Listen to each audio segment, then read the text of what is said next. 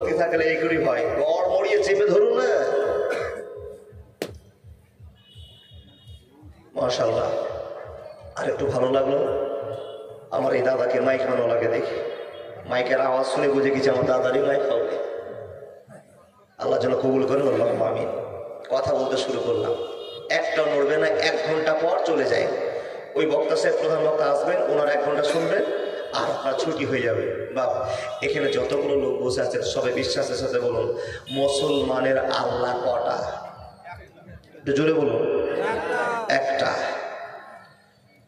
এখানে কি কোনো মানুষ আছেন আল্লাহকে বাদ দিয়ে চাওয়া পাওয়ার জন্য আরো কারো কাছে হাত উঠান, এরকম লোক আছেন? তাহলে আল্লাহর যথেষ্ট ভক্তি আছে, ভয় আছে, বিশ্বাস আছে। আল্লাহ পাক রব্বুল আলামিন মানুষকে কতটা দয়া করেন। বাপ মা, ভাই বোন, দাদা দাদি, নানা নানি, ভাগনা ভাগ্নি, ভাতিজা ভাতিজি, এক কথায় পৃথিবীর যত রকমের সম্পর্ক আছে সব ভালোবাসাগুলো এক পাল্লাতে দিবেন আর আল্লাহর এক পাল্লাতে ভালোবাসাটা চাপাবেন। তো প্রমাণ আপনাকে সাপেক্ষে কথা বলি, আল্লাহ বলছেন যত দুনিয়ার ভালোবাসা আছে এদের ভালোবাসাগুলো এক পাল্লাতে যে যা ওজন হবে তার চাইতে আল্লাহর ভালোবাসা আরো 70 গুণ বেশি হবে। একবার জোরে বলবেন না সুবহানাল্লাহ। কার প্রতি? অনলি বান্দার প্রতি। কোন বান্দার প্রতি? যারা আল্লাহকে আশহাদু আল্লা ইলাহা ইল্লাল্লাহু ওয়া আশহাদু আন্না মুহাম্মাদান আবদুহু ওয়া রাসূলুহু, এই কালেমার প্রচার প্রসার করে দিয়ে মুখে বড় দাড়ি নিয়ে হাঁটুর নিচে প্যান্ট চেড়ে নিয়ে ভয়ে ভয়ে জালসা শুনে তাদের নামই হলো মুসলমান। একবার জোরে বলবেন না সুবহানাল্লাহ। সব করে বলুন, মুসলমান হয়ে আপনাদের লাভ হয়েছে না লস? লাভ হয়েছে। লাভটা কি? আমি বিষয় শুরু করতে চেয়েছিলাম দোয়া। এতদিন কাঁদছি কেন দোয়া কবুল হয় না, এটা প্রসঙ্গ ছিল, কিন্তু চেঞ্জ করে দিলাম। বাবা, আল্লাহ আমাদেরকে কতটা ভালোবাসেন এই প্রচারটা আপনাদের সামনে বলতে আরম্ভ করছি। কি জন্য বলবো? যাতে মানুষের হৃদয়মূলক কথা হয়। এই বিষয়টাতে বেশি হাদিস করে বলবো না, একটা নবী মুহাম্মদ রাসূলুল্লাহ বলুন সাল্লাল্লাহু আলাইহি ওয়াসাল্লামের সিরাতের উপরে কথা। আল্লাহ মানুষকে কত দয়া করেছেন। এবার আদম থেকে নিয়ে হযরত মুহাম্মদ সাল্লাল্লাহু আলাইহি ওয়াসাল্লাম পড়তে পড়তে কতটি নবী রাসূলের নাম আপনারা মুখস্থ করেছেন? কারো জানা আছে? নেই, বলতে হবে না। কম বেশি মতান্তরে কেউ বলছেন 1,24,000 নবী রাসূল এসেছিলেন শুধু মানুষকে সেবা দেওয়ার জন্য, হেদায়েতের পথ দেখার জন্য। মানুষ যেন ভুল করে অন্য পথ রচনা না করে এই সংশ্লিষ্ট করবার জন্য আল্লাহ দয়া করে রহম করে এক এক করে সমাজে, দলে, রাজ্যে, গোষ্ঠীতে নবী রাসূল করে পাঠিয়েছেন। আর আমাদের কাছে যিনাকে পাঠিয়েছেন তিনার নাম হলো হযরত মুহাম্মদ সাল্লাল্লাহু আলাইহি ওয়াসাল্লাম। আরেকবার বলুন, হযরত মুহাম্মদকে পেয়ে আমাদের জীবন ধন্য না বেজার? ধন্য। কি করে? নবী মুহাম্মদ যে আপনাকে বিড়ি খেতে নিষেধ করেছে তারপর আপনার মন আছে বাবা? হযরত মুহাম্মদ যে আপনাকে জেনা করতে নিষেধ করেছে, এমনি বলবেন যে নবী মুহাম্মদকে মেনে নিতে মৌলানা বেশি বিপদে পড়ে গিয়েছি। যত কিছু নিয়ম শৃঙ্খলা সব মুসলমানের জন্য।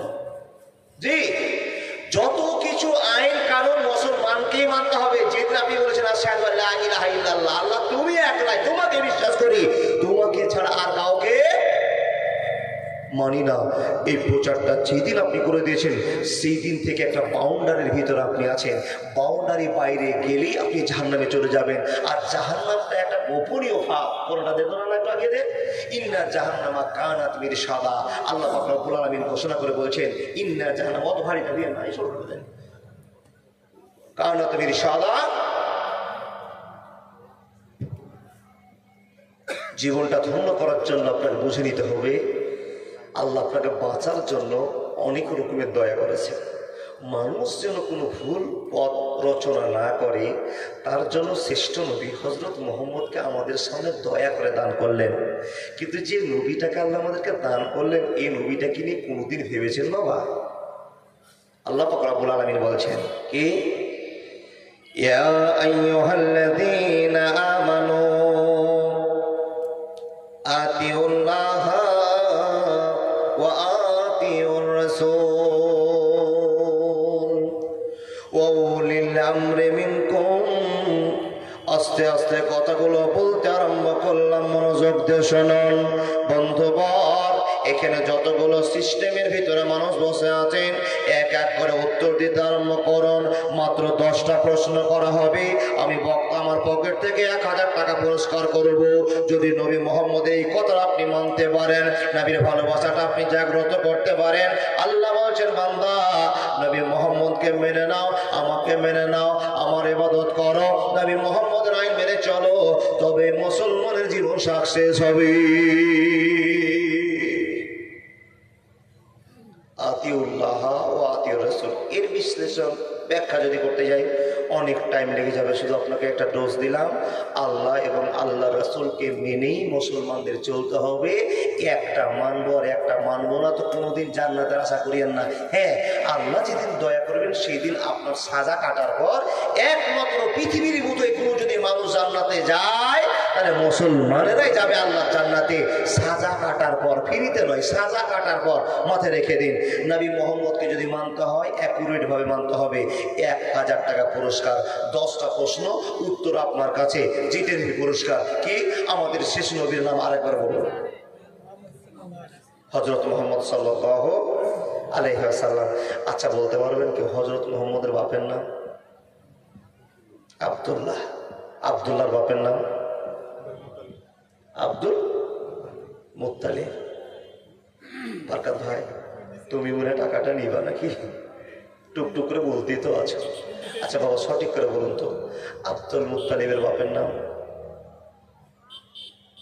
কি গো? অবশেষ আপনি বলিয়েন না, আপনি পেরে যাবেন, মনে হয় টাকাটা আমার যাবে সফল। পাবলিককে বলেছি, এই বাবা নবী মোহাম্মদকে মানি, নবী মোহাম্মদকে স্বীকার করেছি, নবী মোহাম্মদের জন্য জান দিতে প্রস্তুত হয়ে যায়। ঠিক বললাম না ভুল বললাম?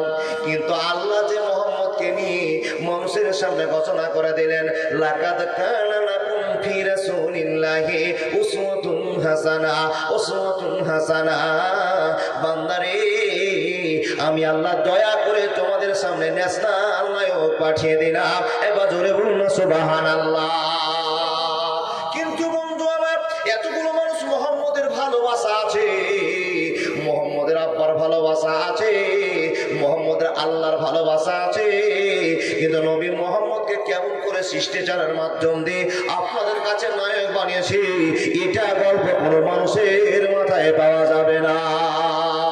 হযরত মুহাম্মদ আমাদের নেতা, তার বাবার নাম আব্দুল্লাহ, তার বাবার নাম আব্দুল মুত্তালিব, তার বাবার নাম হলো হাসিম, হাসিমের বাপের নাম আব্দে মানাফ, আব্দে মানাফের বাপের নাম কোসাই, কোসাইয়ের বাপের নাম কিলাব, কিলাবের বাপের নাম মুররা, মুররার বাপের নাম মুদরিকা, মুদরিকার বাপের নাম মালিক, মালিকের বাপের নাম নাজার, নাজারের বাপের নাম কিনাইনা, কিনাইনার বাপের নাম খোজাইমা,